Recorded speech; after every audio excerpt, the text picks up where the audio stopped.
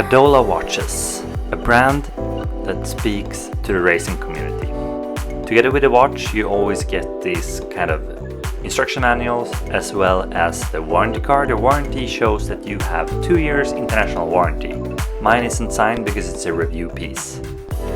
And this is what you get together with the watch. But let's skip that. Let's get into the actual watch. We have tried a Cadola watch that is called the Lydden Hill in Axle Blue. The reference number is CD 105622. The 22 shows and gives you the color of this watch, because it also is available in at least 5 different colors. Let's get rid of this hang tag. They're always in the way, but all watch brand has them, so I mean they must have a function. But let's look at this watch closely.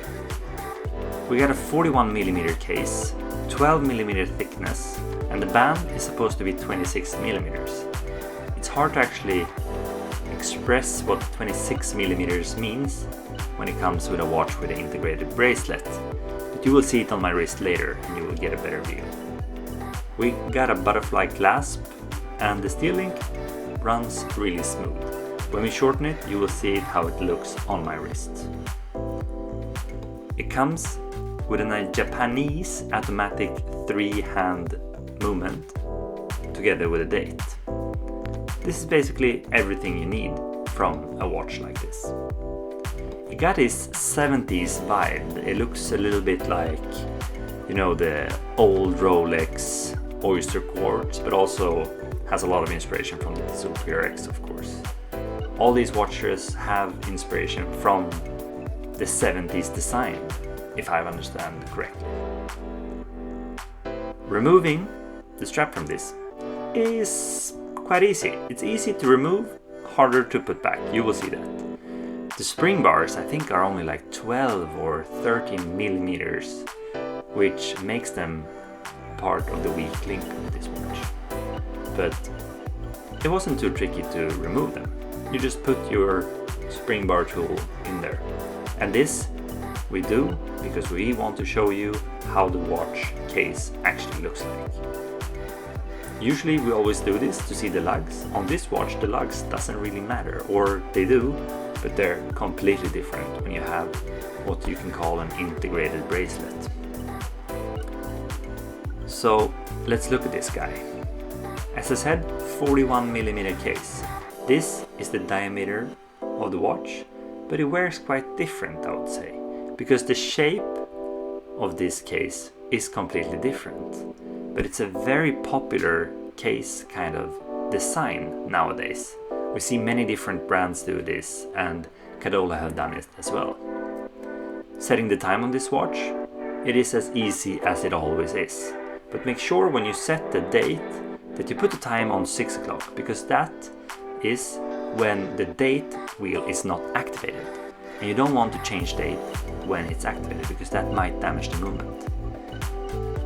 It might be a little bit hard to see here because the date window is under 6 o'clock, just under the hour hand. But let's put the watch back to 10 past 10. And you know why? You actually put it like this because it's supposed to symbolize a smile and it's supposed to make you happy. Is it true? I don't know, but this is what all watch brands and all watch enthusiasts do. I think it's nice because you can see most of the watch dial. So Lydden Hill. Yeah, this watch is supposed to be inspired by the Lydden Hill race circuit, which is a race circuit from England in the United Kingdom that opened 1955. The architect was Bill Chesson, and it has been a lot of different races there. I think it's mostly been focused on like rallycross, but there's also been some motorcycle racing and other things driven on that track.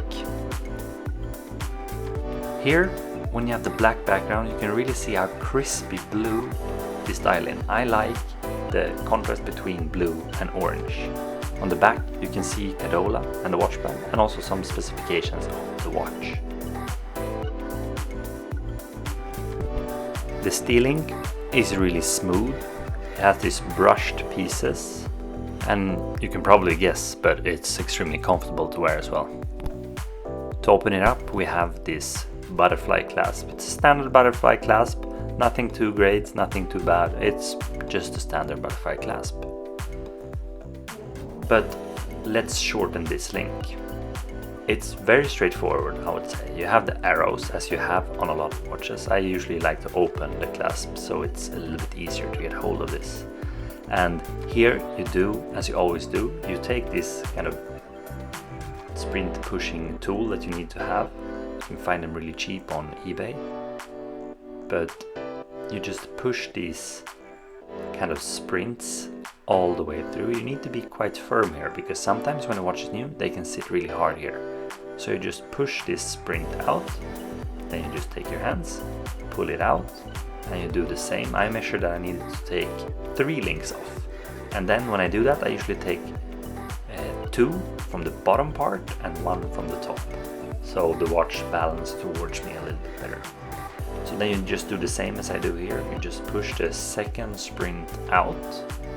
This one sat a little bit harder, but you just then have to be very sure that you're correct and that you can really just firmly push it through. Take that one also out, and then you put these 2 pieces back together. And make sure you use one of the sprints that you've used before. And you just easily put it back. And when you've done that, you should just lay it down on the tool again. Here it took me a couple of seconds because it's not always easy to do this on camera, I'll tell you. So here you should always just do this with your fingers. You should never use force here, because then you can twist these sprints. But here, when it's almost all the way through, take this tool again. Some people use a hammer. I prefer to do like this. I think it's more predictable. You just push the sprint in. And that's how you short the link. And then you just do the same on the other side. And now we're in the part where we're putting the bracelet back. I haven't actually put the bracelet back on a watch that has these small sprints on such a large strap. And here it's where it becomes a little bit tricky. It's always harder, I find, to put steel links back, because then you don't have the flexibility as you have in like a rubber or a leather strap. Because here it really has to perfectly fit. Maybe there should be another tool for this. I don't have anything, but I think this Bergeron 6767 is it's my favorite tool to change strap with. Just have to make sure that it really clicks in here. For me, it took a while, and it's really easy to damage the watch here, so make sure to be careful. You can also put some tape on the lugs to protect it from scratching. I've done this quite a lot, so for me I had no worries to actually scratch it. But I had to do this over and over again.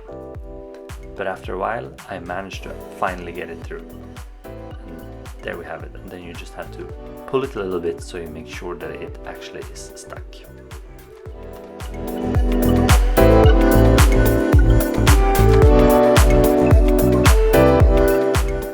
And then I finally have it on my wrist. It feels great. I think it really fits my 16.5 centimeter wrist perfect. 41mm, but in this case it's different when you compare the measurements compared to a normal round watch.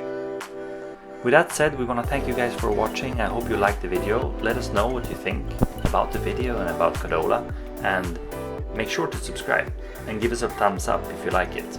Thanks for watching, and see you when next review is up.